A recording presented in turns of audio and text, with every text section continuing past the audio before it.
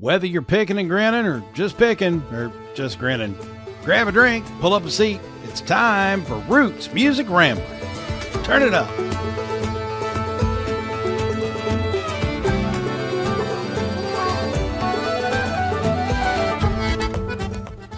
How you like the new digs?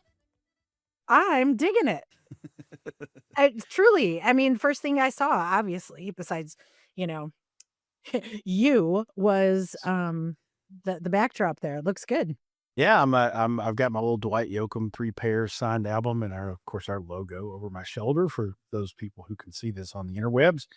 And little backlighting, little recessed little LED stuff going back there, and I've got the nice new feature wall or whatever they call it beside me with the wood planks, and so yeah. Nice little new studio space here in the basement of Karen's house, which will soon be our house together. So Very nice. yeah, so that's coming up in the next few months. It's going to be a slow transition, but Yeah. I went ahead and set up the old studio down here and got a new desk and everything. So it's I'm loving it. So there we go.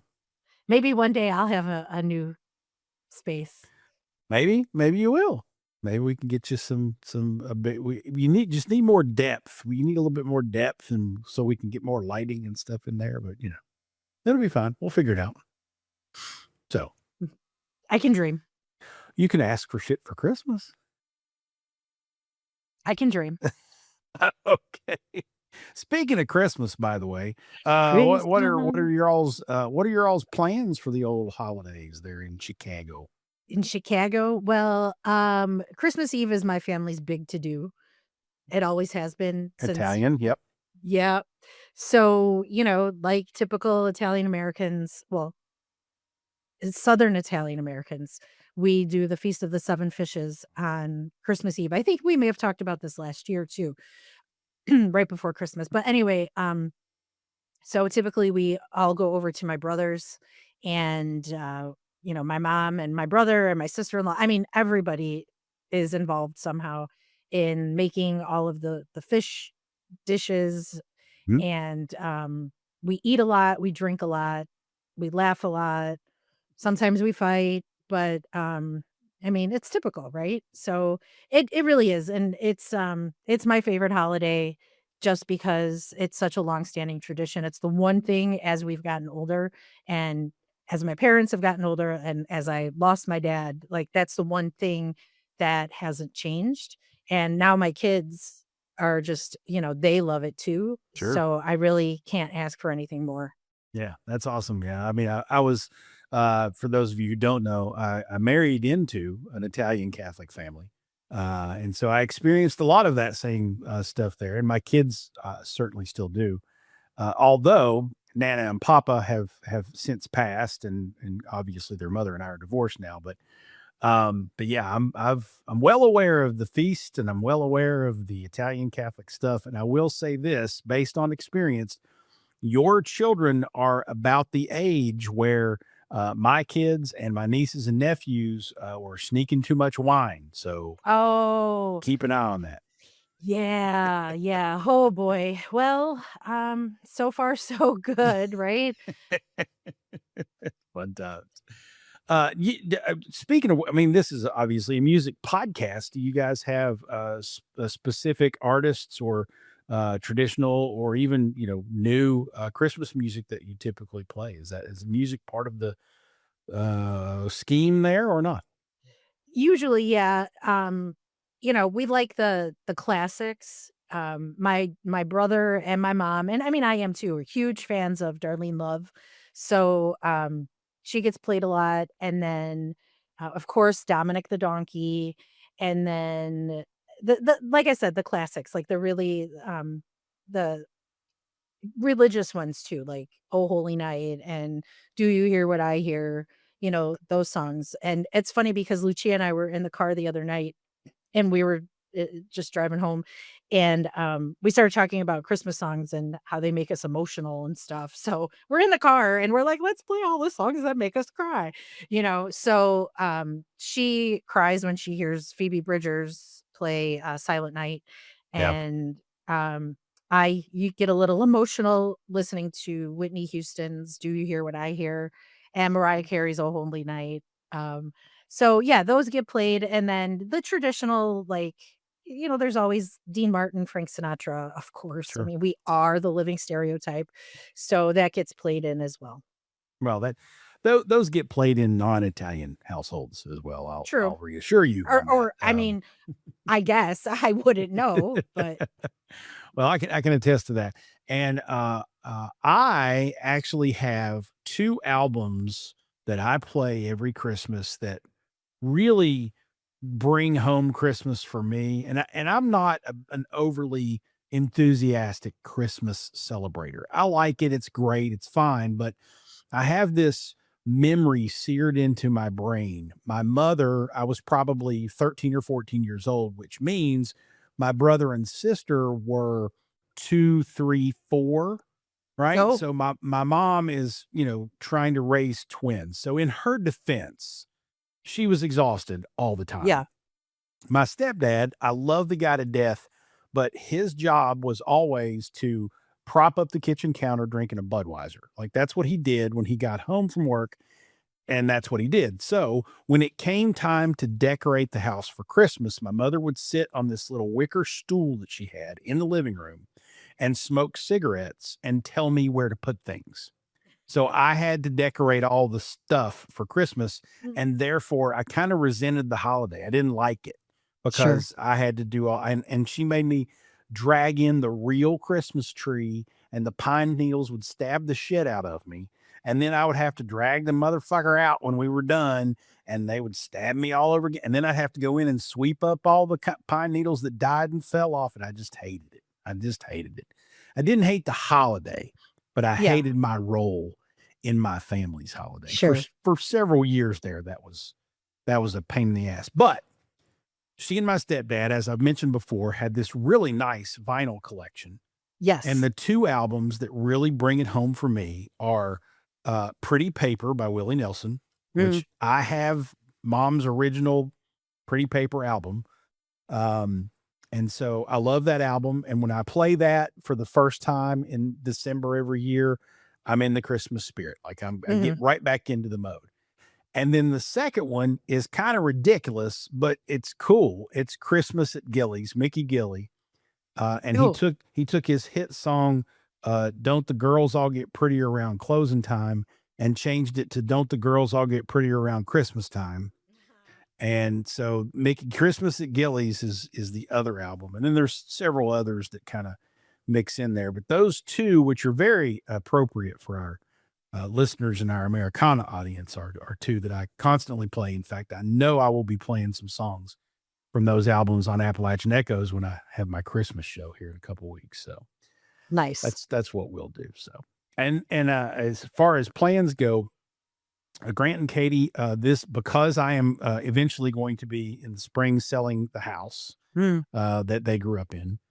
We're going to spend Christmas Eve in the house for the last time this year. Oh, So that'll be a little emotional but it'll sure. also be good. And it's actually kind of really appropriate because, my daughter turns 18 in April and Mhm. Grant is 20. He'll be 21 in March. And so it's the house is going away. It's the last Christmas in the house. And it'll probably be the last Christmas for our lasting tradition of me sitting on the couch with them around me. And I read "'Twas the Night Before Christmas" to them before they go to bed Ooh. on Christmas Eve. So yeah. So it's going to be a last year for all of that probably. So it'll be a little emotional, but it'll be good Oh, too. It'll be good. So that's sweet yeah, it'll be fun. and bittersweet.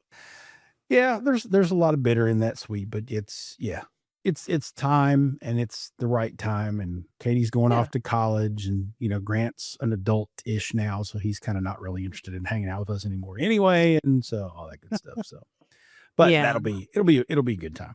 I'm looking forward to it. It's gonna be fun. So anyway, welcome to Roots Music Rambler. She's Frank, And he's falls. and we're rambling on through the stories behind the music we love. Today on the show, we're going to share an interview that Falls did back in September with Emily Jamerson. So she's been mentioned a bunch of times on the show. She's the younger sister of friend of the show, Nicholas Jamerson. Does that make sense? Yes. Okay. So he was our guest back the summer of this year. So Falls caught up with Emily at what was it, the Mountain Girl thing? Was It was that the where it was? Manchester Music Fest was where I That's caught up it. with her first. Yes. Okay. All right. So, yes. So, Falls caught up with her a few weeks after the episode with her brother aired. And we didn't get around to this interview to prep it until now. Yeah, that I'll take the blame for that. I saw Emily at that Manchester Music Fest back on Labor Day weekend. We connected and did the interview a few weeks later, and then I featured her on Appalachian Echoes, the radio show. But I didn't follow through with making the interview ready for Roots Music Rambler, and I kind of forgot about it and got busy, and so it's my fault. But Well, it there it is. happens, and it kind of makes up for the fact that you didn't let me participate in the interview, I guess. Nice. For the record, I didn't try to schedule interview. I don't try to schedule interviews so that Frank can't participate in them. But I don't it just works out that way, and I didn't want to miss the chance to adhere to Emily's schedule and get her on the line. So it wasn't I know. intentional. My bad. So I know. I know. I'm just giving you shit, of well, course. of That's my course. job. Yes. Well, the interview was really interesting. Emily and I talked about her version of growing up in the Jamerson household, which we heard from her brother Nicholas when he was on the show. And of course, that household produced Nicholas Jamerson, the co-founder of Sunday Best, and what has turned out to be a pioneer in the underground sort of country artist scene. He's inspired folks like the Creekers and a lot of other bands that have come out of Eastern Kentucky in the last few years, and they all sort of tip their cap to him and say, Nick Jamerson showed us it could be done. So, she's got that legacy of following in his footsteps.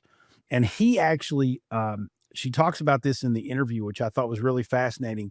He obviously gives her some advice, sort of formally and informally over the years, but he gave her a book not long ago that really helped her jump from being shy and kind of lacking in confidence about her music to being not so. So we kind of have him to thank for her being able to get up and start recording stuff and doing shows and whatnot.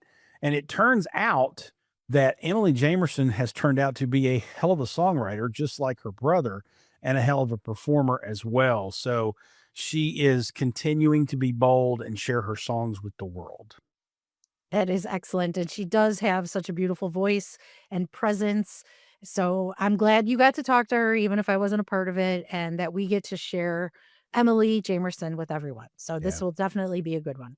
Indeed, it will be. And I'm not the only person who thinks this because I've heard this from two or three other people.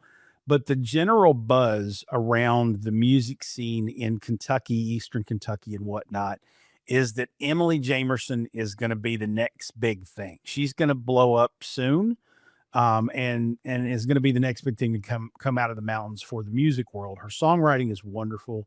Her confidence and stage presence just gets better each time out. I think we're either waiting on like another level up in a certain song or a group of songs, or an opportunity to get in front of a bigger audience so that more people can consume the music that she certainly has. For her to start, headlining shows and popping out hit records and whatnot. I'm not exactly sure what she's missing at this point. If anything, it might just be the pace with which she's going. But there's just this general feel around here that Emily is the next big thing. So, really excited to have her on the show and really excited if you haven't heard of her or heard her music to share a little bit of that with you on the show today. So, with that, why don't we step out, refill our beverages, and settle in? Because when we come back, the lovely and talented and delightful Emily Jamerson joins us. Stay tuned, everybody. This is Roots Music Rambler.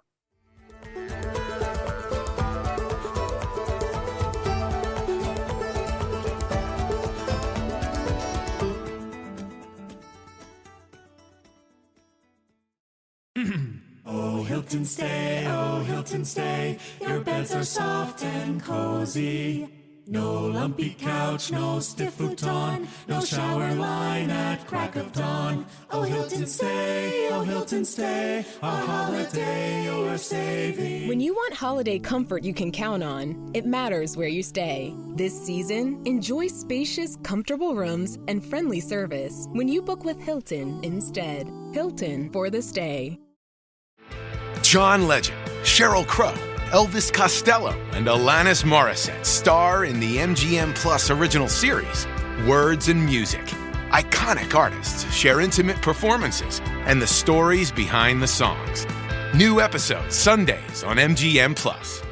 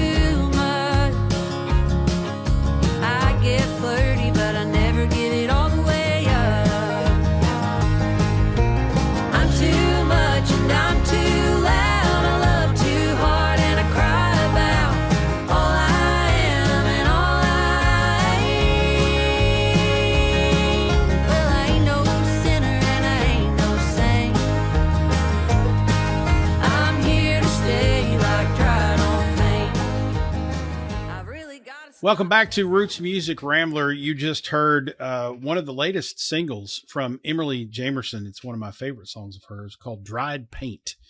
And she joins us on this episode of Roots Music Rambler from her home in Prestonsburg, Kentucky. Emily, how are you? I'm good. How are you? I'm doing great. It's good to see you again. I saw you down in Manchester a few weeks ago and excited to, I'm hoping to come to your hometown later in October to see you play at the Mountain Arts Center with Bill Taylor and the Appalachian Heathards and Jordan Lee King. That's going to be a fun night. Looking forward to that one. Yeah, I am too. I don't get to play many shows in my hometown, so it's always nice when that works out. Well, if I don't wish this on you, trust me, but I can tell you that if I ever did anything in Pikeville when I was younger, or if I did anything in Pikeville now, nobody would show up. Because everybody in town knows who I am, so it's like, we've seen that guy. We don't need to do that. Yeah, so. yeah. I know what you mean. But that'll be a good night. That'll be fun. I bet you're looking forward to that. So you've been really, really busy. We're recording this sort of in late September, and let's see. I saw you in Manchester. You had just done something in Harlan before that. You did a Boondogs deal with Grayson Jenkins in Lexington. Love Boondogs, by the way. Yes. Then you played Irvin. Then you went down and did the Laurel Cove Americana thing in Nashville. You did something in Glasgow. You did the Bristol Rhythm and Roots deal. And this coming weekend, I see you're playing at the World Chicken Festival. Heck yeah. It's been a whirlwind, hasn't it? Last night we were at dinner and I was with my parents and Nicholas, and somebody asked me what's been my favorite show, and I just was like, I don't even know what I've played. Obviously when I sit down and think about it, I can recall it all, but it's been a blur, but it's been a lot of fun. I bet it is. I would think after that kind of schedule, you can't remember what you played where or what town they were in or anything. And I'm not making fun.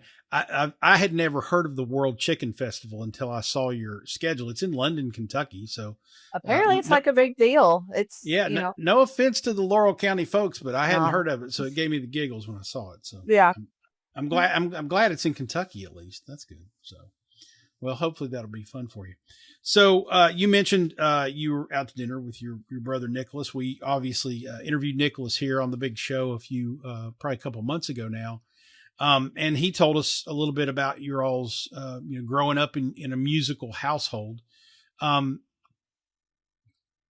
Carve out the order. I know that you've got, I think, 3 older brothers, so you're the youngest, I believe, or are you not? I'm not. You're Nicholas, not okay. I'm not. Nicholas is the oldest, then me, and then we have 2 younger brothers. Oh, okay. So you're okay. You're a little older than the other two. Okay. So, Mhm. but tell me a little bit. Take me back to your first memories of music. Where did it start for you in that very musical household? Um, we sang in church in the children's choir and took piano lessons starting at a young age and then, just our grandparents, they played and so we were around it. Our mom played the piano in church and so it seemed like every direction we turned there was music in some capacity, but I did not enjoy singing in the children's choir at church. Uh, I was pretty shy and yeah, I would stand up there because I had to and I would move my mouth, but nothing was coming out. Nice. Yeah. Well, I had a similar experience, although I was never shy, but I did sing in the choir at church, and they gave me. I was in first grade, and they gave me a solo, and I got so nervous that I made myself sick and Oh couldn't God. do it. It was awful. I did not want to stand up in front of a room full of people and do that. I wanted to stand up and tell jokes. I didn't want to stand up and sing. Did you end So up singing though? I did end up singing just a little bit, but I never, after about first grade, the first 2 weeks of piano lessons, I was like, this is not for me. I don't have the kind of skill set to do this. And I just, went and played sports and traded baseball cards and I was not musically inclined. I Yeah. love music, but I have no talent whatsoever. But, some people Well, get the cards and some people don't.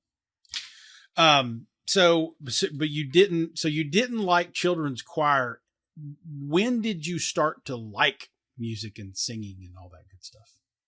I I liked it, but it was just one of those things that I was too afraid to be heard, Mm. and that just like as I got older, that's always something that I've struggled with, but like as I got older into high school, I started to get a little bit more confidence, but not much. Like I sang for what I had to sing for. And I didn't volunteer to sing any solos or to sing anything where anybody could actually hear me. And then I guess it was like the end of my senior year of high school. Nicholas and I, along with a couple of our friends, started a contemporary Christian rock band. Okay. Yeah, and Crosswalk was our name. And we did that for like a summer in between me graduating high school and starting college. And that was really the first time that I actually sang solos and sang like to where people could hear me. And I really don't know where it came from. The Lord, I guess. Okay. Well, it's got to come from But somewhere. yeah, yeah. But so So, how instrumental was that experience in giving you kind of the confidence to do what you do now, or was there a gap between that and when you kind of said, "Oh, I'm going to go do this"? definitely a gap. We did that. I sang, for like friends' weddings and but years went by and I just was wrapped up in, trying to build a career and a life for myself that wasn't something that I was really seeking out. And it was just, I would go to shows, Nicholas's shows or other friends' shows, and they would sometimes have me get up and sing with them, and doing that helps build my confidence. And it was like, oh well, people don't think I suck too bad, and I enjoy this, so maybe I should just keep doing it. And it just kind of evolved from there. And yeah, I So, guess go so ahead. was there an event or a moment or a day where it was like, okay, I've got to put this self doubt aside and just dive in? Sort of a moment. It was back. I started writing songs. I guess it's been about 10 years ago, but I didn't like share them or anything. And um, I guess it's been about 5 years that I've actively been singing and writing and sharing. And that really did come from a moment. There's this book that Nicholas gave me that I read called The Surrender Experiment. It's by Michael Singer. It's a book that I think that is beneficial to everybody. But the basic premise of it, the author tells his life story of how he came to find yoga and meditation and how he discovered the voice in his head, the one that we all have, that spits out self-doubt and everything all the time. And so he was using meditation and yoga to learn to quiet that. And he set out on this lifelong experiment of surrendering to the flow of life, as he said it. So just like opportunities that came to him, even if he wasn't sure, even if he didn't understand it, if it felt aligned, he was just going for it. And he built this big community. He also built I think it was a computer software company. Anyway, I won't go into the whole story, but it basically, that really just, it inspired me, because I was at that point, I was kind of at a crossroads in my life. I didn't know what I was doing, but I knew what I felt in my heart I wanted to do. And up to that point, I had just been so afraid of, whatever fear drives us. And I just was like, I'm going to do that. It was like, I'm going to surrender. And I started, getting asked to play shows, and I just was like, I'm saying yes to everything. And I wasn't getting asked a lot, so it still felt very intentional. And that was really it. Like, I just started saying yes to things and not really allowing it to stress myself out. And it has just all evolved into what it is now, which has been pretty remarkable when I think about the year that I've had. And I just feel really grateful. That's awesome. It's a similar thing. I learned mindfulness meditation probably about 12 years ago or so. And I got the Headspace app. That's how I started. Mm-hmm. And I started learning the principles, and the whole, for anybody who's never done meditation or doesn't know anything about it, essentially kind of what Emily was saying about this book is you learn to identify that voice in your head and realize that those are just thoughts. They're not real. It's not reality. It's just your brain saying, that's bad. That's good. You can't do that. You're not good enough. And you can tell those thoughts. The mindfulness thing that I learned was you can see those thoughts in your mind, hear them, think they're there. And you can say, you know what? You're welcome to stay, but you got to sit in the corner because I'm not going to listen to you today. Right. You're not going to dictate my life anymore. Exactly. And so once you start to control those negative thoughts and those second guessing and the self-image stuff, and you learn how to control it pretty regularly, it changes your whole life, your whole world. Truly. And so I'm glad it did for you, because obviously without it, we wouldn't have such this great music to listen to. Thank you. I want to follow up a little bit more about your songwriting and a little bit more about your brother, although I know you're probably tired of talking about him in all these damn interviews. But before we do, I want to listen to a little bit more of your music. So let's take a break real quick. We're going to go out with the song Run, Run, Baby. It's Emily Jamerson, and this is Roots Music Rambler. Baby, let's go for a drive and get out of town.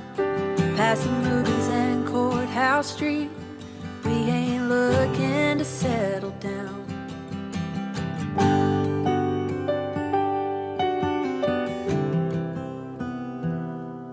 Turn left onto 114 toward the county line.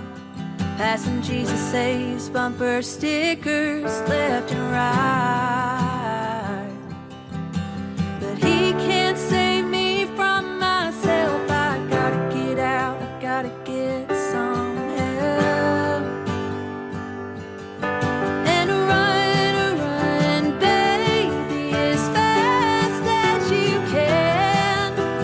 Over the hills to the promised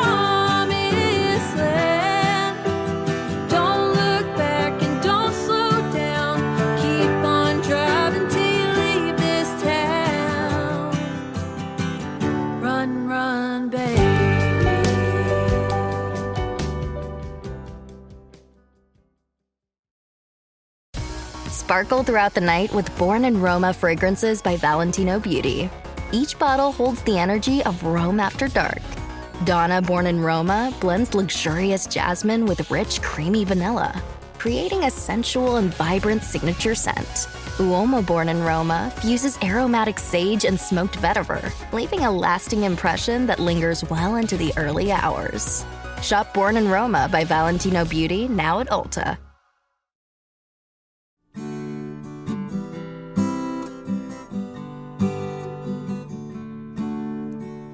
The sun is shining and the sky is blue, but you don't even notice. You got your head in the clouds and a load on your back, and you feel like you can't do this.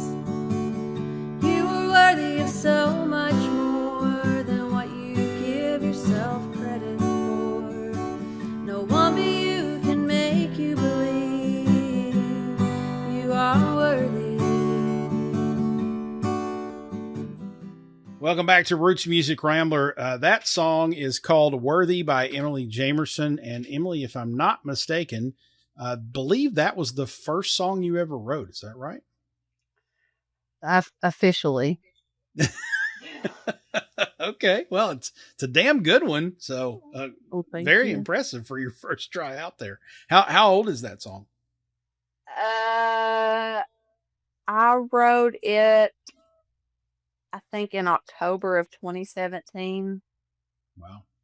Okay. So I guess, was that 8 years ago? Yep. That's a fur piece, as they might say back home. So good stuff. All right. So let's get back to the conversation here. Obviously, for those people out there who are living under a rock, your brother is Nicholas Jamerson, who's one half of the sort of legendary country duo Sunday Best. And he's obviously got a successful solo career in his own right. And I know you have mentioned a couple of times, and I think you even told me when we were just talking in Manchester that he obviously has had a big impact, and it would be hard to believe he couldn't have a big impact on your writing and your musical career. He gave you the book and whatnot. How much encouragement and sort of pushing you along did Nick do over the years to get you to do this? Or was he just sort of that kind of silent brother out there that would just throw things at you every now and then and see what happened? Yeah, I mean, he's always been supportive in whatever I do, but when it came to music, I mean, he's never inserted himself into it, but he's been a presence, answered any questions, and the deeper I've gotten into it, he's offered more without me having to ask, which I appreciate, because I feel like there's nobody better to mentor me on this path than him. But yeah, he's a good one. He's a dandy. He certainly comes across that way. And I think you actually sung on his new album, did you not? I believe you did. I did. Yeah. How was that experience actually being in the studio with him? And we had been in the studio together before. I've sang some background vocals on previous records of his, and then he co-produced those singles that I put out with Tom Nato. So he was in the studio and we did all that, and very involved. But for this record, it was different because the songs were so deeply personal. And I remember we went down to, I think it was in Goodlettsville, Tennessee. And it was my very first take on Sunday Dinner, and I just burst into tears because it's a heavy song, and there's a lot of emotion behind it, and it just I wasn't prepared for that, and I'm emotional and I cry pretty easily, but I just wasn't expecting that to happen, but it was good. I cried it out, and I feel like we came out with something really special, and I was happy with how it ended up sounding. Yeah, I guess for a lot of people out there, it would be to consider that you're bearing your soul, in your songwriting to whomever you're writing the song for, maybe even if it's just writing for yourself. but then to turn around and give that to your sister or give that to your brother to read or hear and have them be a part of co-creating it, that's got to be strange for some people. Because I mean, the reason I ask these questions about Nicholas is because I've got a brother and sister, and the two of them can't stand me being in the same room with them. Oh. So, I mean, we love each other. Don't get me wrong. Yeah.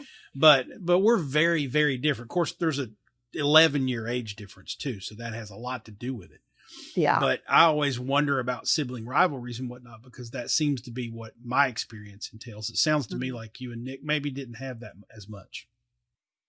Yeah, I mean, we fought, growing up. We're only 16 months apart, so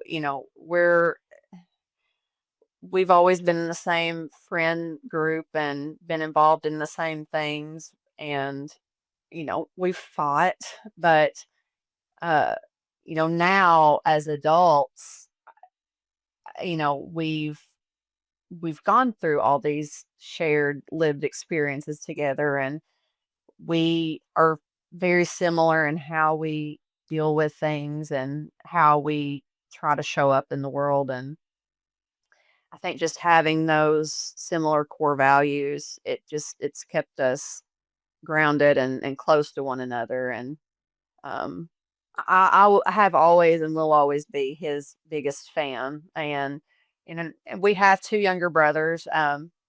They're 30, no, I guess 32 and 35. So they're younger, and it was always Nicholas and Emily and the boys. They got lumped in together. And they're also doing good things, and really proud of them as well. So I don't feel like there's ever really been any sibling rivalry with any of us. That's good. I mean, that's, good, strong family ties. That's, Yeah. that says a lot about your parents, and the grandparents and the community you were raised in. So good for you. It's good stuff. Yeah, we got good people around us. So let's talk a little bit about songwriting. I'm curious about your approach. A lot of your songs are obviously, personal experience, very introspective. There's a lot of songs that elevate some of those, themes of self-doubt and dealing with it. What's your songwriting process like? Is it, journaling? Is it sitting with the guitar and playing? How do you come up with the songs that you come up with? I think it's a little of both. I try to write and journal a little bit every day. But I feel like I do write better when I'm in a state of maybe not sorrow, um, some sadness. I definitely think there is an underlying tone of sadness or longing in a lot of my music, and that is just based off of my experiences. And I think just being the emotional person that I am, it helps me to process those feelings just by writing them. And I've always been that way. And I feel like the songs that have been like the most profound to me, or like the heaviest hitters, or like emotional releases, I don't know, or maybe all those things have come pretty easily. Like Worthy, I wrote in one sitting, probably 20 or 30 minutes. It Wow. just that was just what I was feeling, and I wrote it down, and I tried not to overthink it, and that's what it became. So I don't really know. I'm still very new at songwriting, and I don't want to pretend like I have some profound like recipe for a good song. It's just I know how to listen to my heart and what I'm feeling, and I think that's really at the foundation of my writing, and not being afraid to expose myself in that way. Something that your brother actually said, as you were talking, I just recalled him saying this. He actually said it several times on the interview we did with him. And it was when he was talking about writing, he kept saying, this is my work. This is my job. This is what I do. And it seemed to be a real, I guess, level of experience and maturity for him to say, hey, it's not about, it's not necessarily about processing emotions. It's not necessarily about telling stories. This is my job, man. This is what I do for a living. I sit down and craft this. I wonder if you've gotten to that same point yet, or if that's still to come, maybe. I think still to come. I think I've made progress over the years, and I can look back on my process, and I feel like it's a little more refined, but I still, I feel like it's a never-ending journey, just like everything, like life is. We should always be growing and evolving and getting better, and I hope that a year from now that I can look at my songwriting and think that there's been some improvement, and and some improvement. Very good. So I know that you've gotten you mentioned a couple of the singles that have been released this year or in the last year. I think Nicholas was involved in producing those. I know Dried Paint, Run Run Baby are among those. I have to ask this of every guest. Do you have an album in the works? What can we expect from you in the near future? That's been discussed. I think that maybe in the next year we'll get in the studio, hopefully. That we've been talking about that. But in the meantime, I do have some other projects that are coming out this year with some friends. Yeah, I won't say what, but one involves the Jenkins twins, and one, I guess technically two, but one won't come out till after the first of the year. But two things to come out with Grayson Jenkins. Awesome. Well, we love Grayson Jenkins. I actually met him at the Monarch here in Louisville a couple of years ago, and have loved watching him, kind of He's rise great. here in the last year. So good stuff. Well, excellent. I'm glad we've got some good stuff to look forward to, and hopefully you'll get in the studio and we'll have one of them big full daggone albums to throw on the turntable here pretty soon. Oh yeah, I hope so. That'd be really cool. Yeah. Well, please do enjoy the World Chicken Festival, and please report back. I need to know more about this. I will. I'll take extensive notes and pictures and send you a summary at the end of the evening. That would be great. I mean, I do love a good chicken, so who knows? I might need to come down there. So that'd be fun. It's apparently the place to be and a big deal. So you may need to come down there. They got Emily Jamerson playing, so it's something. That's good. Yeah, I guess so.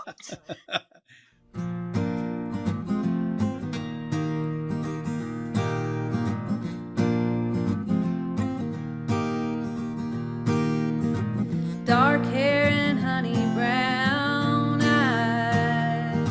She looks a little like me when she smiles.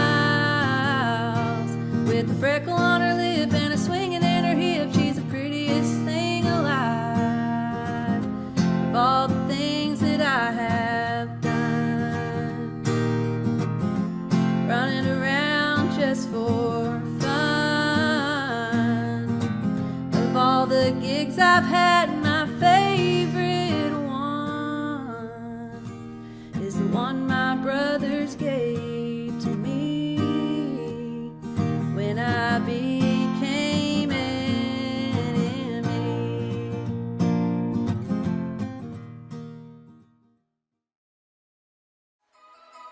When the holidays start to feel a bit repetitive, reach for a Sprite Winter Spiced Cranberry and put your twist on tradition. A bold cranberry and winter spice flavor fusion, Sprite Winter Spiced Cranberry is a refreshing way to shake things up this sipping season. And only for a limited time. Sprite, obey your thirst.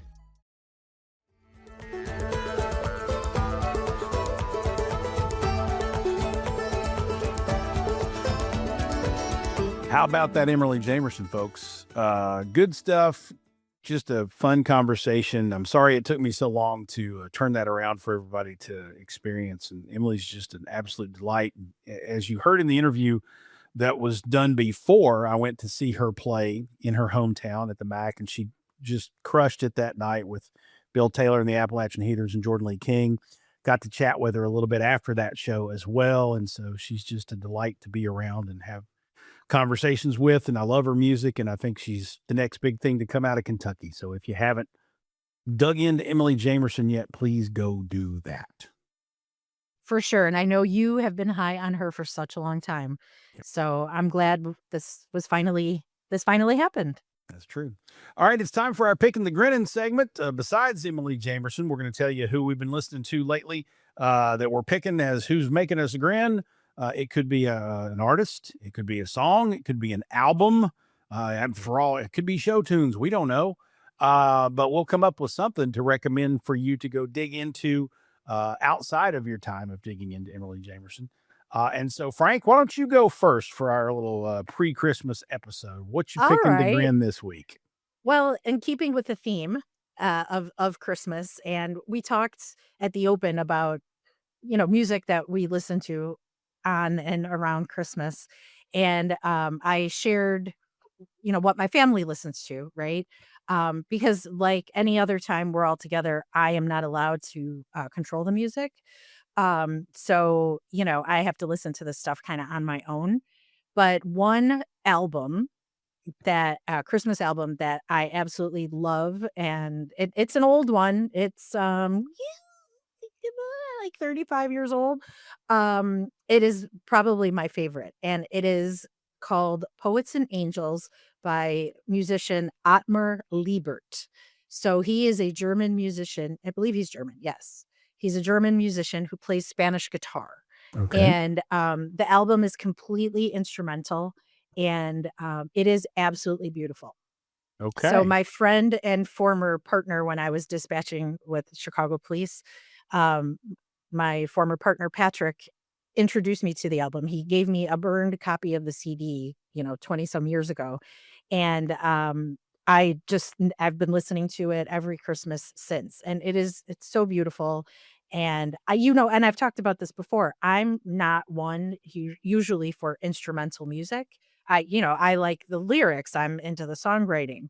But with Christmas songs, there's some leeway there. And just, it's fascinating though, that it's one man making like bringing these songs to life, and it sounds like there are a bunch of different instruments being played, and it's just, it really is beautiful. And it's, I just appreciate the creativity and the talent. Awesome. I love it. What's his name again? Ottmar? Ottmar Liebert. Ottmar Liebert. Okay. We'll make sure that there's links to his stuff in the old show notes there at rootsmusicrambler.com. I almost feel guilty now that I haven't followed the theme with the holiday music, but I'm going to recommend a band to everyone that I saw play live back in April. And as we're recording this, coincidentally, last night, unfortunately, we lost Raul Malo, the lead singer and founder of the Mavericks, who passed away after a long battle with cancer. And on the night that I got to see the Mavericks and Raul Malo for the first and unfortunately only time, the intro or the opener that night for the Mavericks and Dwight Yoakam was Jason Scott and the High Heat. And I remember getting there, what I thought right after the doors were opened, and walking into Iroquois Amphitheater, and there's this band on stage, and I'm like, wait a minute, I didn't know there was an opener before the Mavericks. I thought the Mavericks were the opener. And so I was a little frustrated that I didn't get there in time for their opening set, but they were probably in their first or second song. No idea who they were. They didn't have any signage on stage. And of course, I missed them being introduced if they were introduced. So I had to ask around to find out who these guys were, because literally 60 seconds into the first song, I'm like, I dig these guys. They're good. And it happened to be Jason Scott and the High Heat. Now, they've been around for a few years. I think their first album was back in 2022, maybe something like that. But I would I would liken them to a Silverado or maybe even a little bit of Bottle Rockets. They're kind of like a honky tonk band with this like almost kind of Texas tough guy, but sense of humor and whatnot as well. They've got a new newish single out. Actually, it's two songs on an EP rather than a single. One's called Too Good, Too Bad, and the other one's called Cowboy Cold Beer. And they're just these like really kind of kick-ass country Southern rock, fun songs with fun lyrics. And I just dig them. They remind me a lot of Silverado. And maybe the Bottle Rockets, and those two bands are kind of in my wheelhouse of who I like to listen to.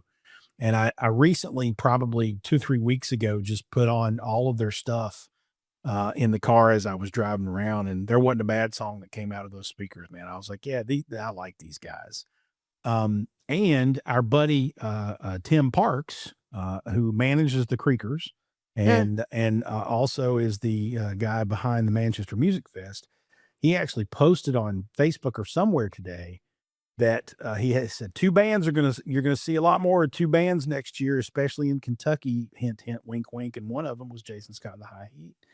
I don't know what that means. I don't know if he's booked them for Manchester Music Fest or if he's managing them, or I don't know what that infers, but I'm excited because I think they're awesome. And I think you guys should go check them out, and they're probably going to be playing close to me sometime next year. So hopefully they'll be playing close to you guys too. Jason Scott and the High Heat. Fun group to listen to. So there you go. Very nice. I'll check them out. Yeah, they're good. We'll make sure there's links to them and Otmer and all that good stuff in the old show notes there at rootsmusicrambler.com. Remember, if you're ever looking for an episode of Roots Music Rambler, you can use our short URL and the guest name to get to it. So if you're like, hey, I want to go back and listen to that Emily Jamerson episode again, it's rootsmusic.link/Emily Jamerson. If you want to hear her brother's episode, it's rootsmusic.link/Nicholas Jamerson. If you want to hear the episode with the Creekers, it's rootsmusic.link/the Creekers. So funny how that works. Yeah, we've kind of set up a little system, and we've set it up because I'm a dumb guy and can't remember anything. So we set up a pattern so that I could remember the pattern. If I can remember the pattern, I can plug in the equation, right? That's how that works. Sure. The only time in my life I'll ever use the word equation in a sentence. So math is not my friend either, but that's what we've done. I guess the last thing we got to do is wish everybody a Merry Christmas if you celebrate Christmas. If you celebrate Hanukkah, it's already started. So happy Hanukkah. If you're into the Festivus with the rest of us, then is it Happy Festivus or Merry? I don't know what it is. I don't know, but there's a poll involved or something. It's fucking Festivus. How about that? So just fucking Festivus. Yeah, there you go. Fucking Festivus. Happy Hanukkah, Merry Christmas, Happy Kwanzaa if you're a Kwanzaa person.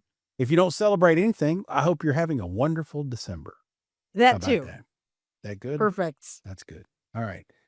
And Frank, Merry Christmas to you and yours. I hope the kids don't get too drunk. Me too.